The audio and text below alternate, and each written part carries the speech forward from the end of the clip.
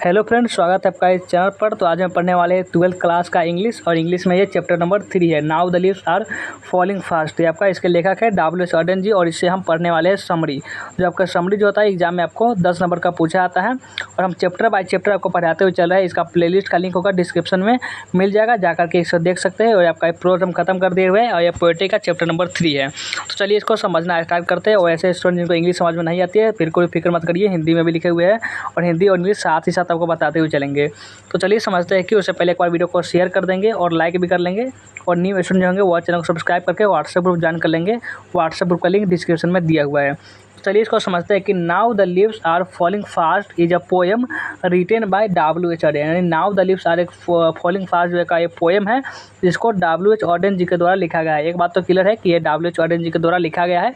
Exam में आएगा सवाल कि now the leaves are falling fast written by, तो बता देना है W.H. Auden जी के द्वारा ये लिखित एक कविता है। उन्होंने 1939 की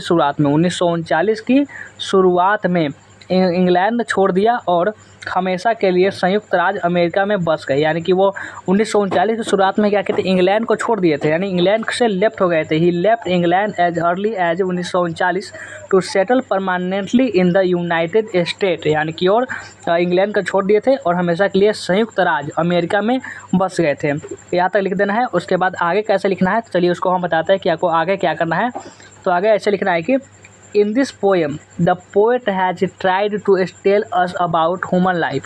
यानी लिखना कैसे है, इस कविता में in this poem यानी कि इस कविता में कवि ने हमें मानव जीवन के बारे में बताने की कोशिश की है। यानी कि the poet has tried to tell our about human life, यानी कि मानव जीवन, ह्यूमन लाइफ का मतलब यानी मानव जीवन के बारे में बताने का प्रयास किए हैं। उसके बाद लिखना है कि human life is full of frustration.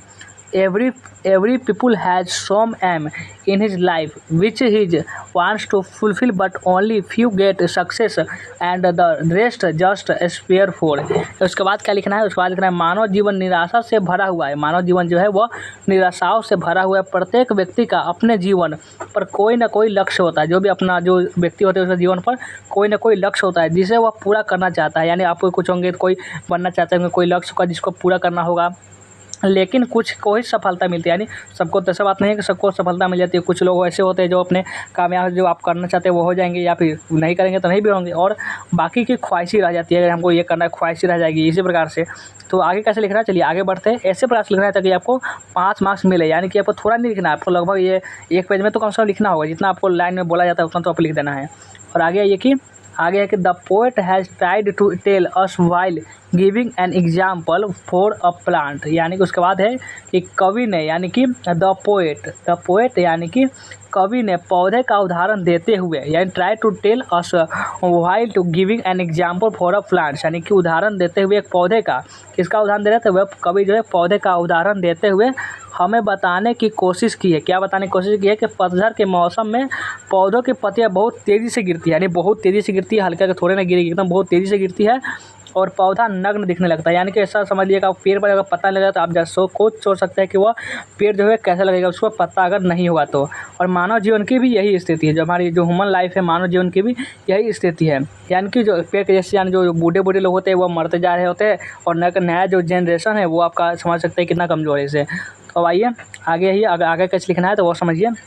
The poet has disused about a plants name is ट्रोस। यानी आगे लिखना है कि कवि ने एक पौधे के नाम ट्रोस के बारे में चर्चा की है। जो कवि है वह एक पौधे का नाम है, क्या नाम है, ट्रोस नाम है। ट्रोस के बारे में चर्चा की है। यह बहुत कमज़ोर पौधा है। मजबूत नहीं, ये आपका ये कमज़ोर नहीं, ये बहुत ही कमज़ोर पौधा था, जो अपने खाने पीने के लिए समझ सकते हैं दूसरे पौधे पर निर्भर रहता है। दूसरे जो पौधे होते हैं वही चाहेंगे तो इसको आजीविका के लिए, यानी कि खाना मिलेगा, नहीं तो नहीं। यानी जो देखते हैं बहुत सारे लोग होते हैं जो अपने काम ना करके दूसरे पर निर्भर होते हैं, ठीक वैसे ही प्रकार, और अपने आजीविका के लिए अन्य पौधों पर निर्भर रहते हैं। आजीविका के लिए यानी कि समझ लीजिए भोजन के लिए अन्य पौधों पर निर्भर रहते हैं। और this is very weak plants and depend on the other plants for his livelihood. यानी कि वो दूसरे पौधे पर निर्भर होते हैं।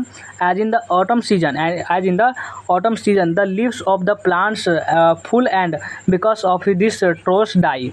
यानी यहाँ तो क्लियर होगा कि जैसे पतझड़ के मौसम में क्या है, जैसे as in the autumn season, जैसे पतझड़ के मौसम में the leaves of the plants fell and because of the true die. इसका मतलब हो गया पौधे की पत्तियाँ गिर जाती है पतझड़ के मौसम में, जो भी ऑटम जब सीजन आती है। तो स्प्रिंग सीजन में तो सभी जो पौधे होते हैं यानी जो पेड़ होते हैं उसमें नए पत्ते लगते हैं, लेकिन जो ऑटम सीजन में सभी पत्तियाँ जो होती है वो गिर जाती है, नीचे गिर जाती है। पौधा जो होता है यानी पेड़ जो होता है वो नग्न दिखने लगता है और इस वजह से ट्रोल्स मर जाते हैं। जो भी ट्रोल्स होते हैं वो मर जाते हैं, यानी ट्रोल्स कमजोर पैदा होता है, वो दूसरे पौधों पर निर्भर होता है लेकिन वह मर जाता है।